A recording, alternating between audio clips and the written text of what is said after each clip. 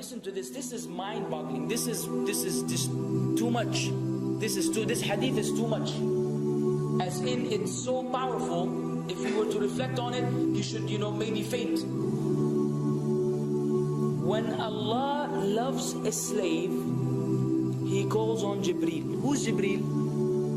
You know who Jibreel is? The greatest of the Malaika, as far as Ahl Sunnah wal Jama'ah. The one whom when the Prophet ﷺ saw, he fainted alayhi salatu wasalam, because of his wings had covered the horizon. Jibreel, the angel who's responsible for the most virtuous thing, which is conveying the revelation from Allah to the messengers of Allah.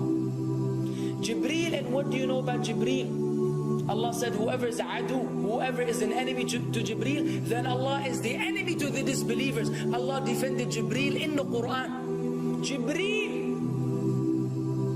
the one who took the Prophet ﷺ in Al-Isra al-Mi'raj, in the ascension to the heavens.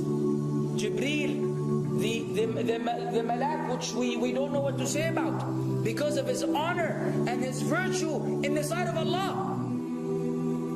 Allah will call on him to share with him the love which He has for you. Allah doesn't need to do this. He could not do this, but Allah likes to do this, so He does it. He says, I love Fulan.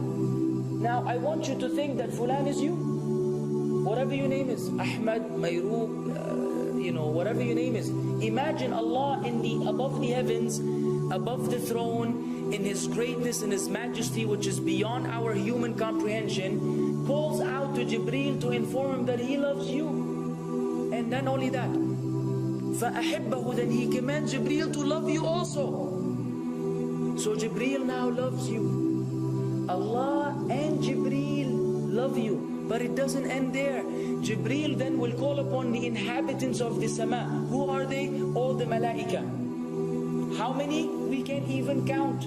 Trillions and trillions of malaika which Allah created beyond our, again, human comprehension. All of them are commanded simultaneously to love you. First Jibreel says, Allah loves Fulan, so now you have to love him. Then all of the angels in the heavens love you. Then Allah will place acceptance for you on earth. So people will love you. Not everyone. You may be saying, why do I have enemies? People who love the Sunnah will love you. The people who love Allah and His Messenger will love you. The people who are upon the correct aqeedah and methodology will love you. Other people may hate you because of a problem in them, not because of a problem in you. Because you may say, well, this fasiq, this evil, disobedient person doesn't love me. Don't expect him to love you. He loves people like himself. Who will love you? Righteous people. Righteous people. They don't know why. They don't even know why. You've never even given them $1 or a riyal or a pound. You've never done anything for them. Maybe you scream at them. Maybe you do other things. It's Allah. Why? Because Allah had loved you first, then Jibreel had loved you first, then the Malaika loved you afterwards, then Allah put acceptance for you on earth, so people have no choice but to love you. We ask Allah to make us among them. Now what better than that? What else do you want? What else do you want? What? If you're a person whom Allah loves, in every movement you go, you do, you pray, you sleep, whatever you do, you are among those whom Allah loves and Jibreel loves and the angel loves. What else do you want, ya akhi? You're guaranteed success in this life and in the life to come. Guaranteed. No way Allah will punish you. No way. No way Allah will punish someone whom He loves. But the hadith doesn't stop. The hadith has a very saddening continuation, which we should seek refuge with Allah from. وَإِذَا أَبْغَضَ عَبْدًا, and if Allah hates a slave, He also calls on Jibreel. And He informs Jibreel that He hates this person. So He will command Jibreel to hate this person. Then Jibreel will tell the angels to hate this person. Then Allah will put hatred for him on earth. La ilaha illallah. Imagine you walking upon the planet, the face of the earth which Allah created, while Allah hates you, and the angels hate you, and Jibreel hates you, and the righteous people hate you. What a sad state for a human being. And ikhwan, we could be one of those as well. If you are are prideful, arrogant, you are qualified for this hatred, because Allah does not love kulla mutakabbirin jabbar. Allah does not love the arrogant, the prideful. If you go against the sunnah, then Allah does not love those who go against the sunnah. If you don't observe taqwa, and you don't observe ihsan, and you don't observe tawbah and tatahur, then again we are disqualified.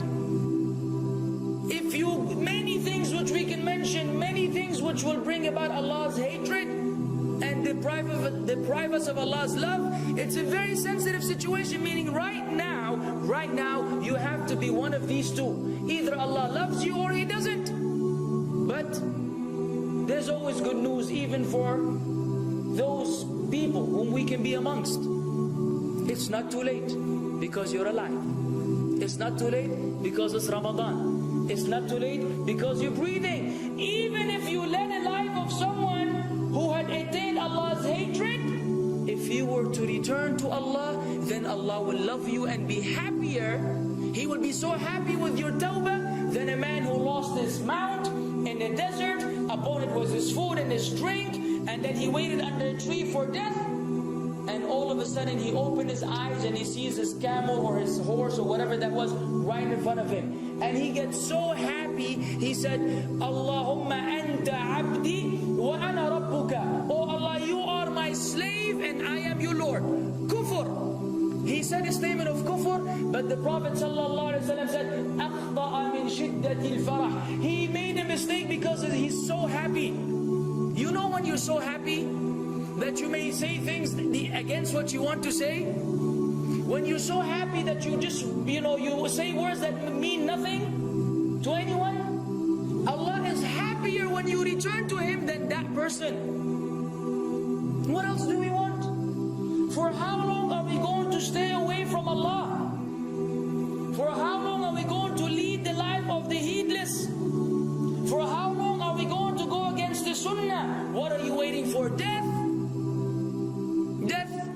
حتى إذا جاء أحدهم الموت قال رب ارجعون لعلي أعمل صالحا فيما تركت كلا.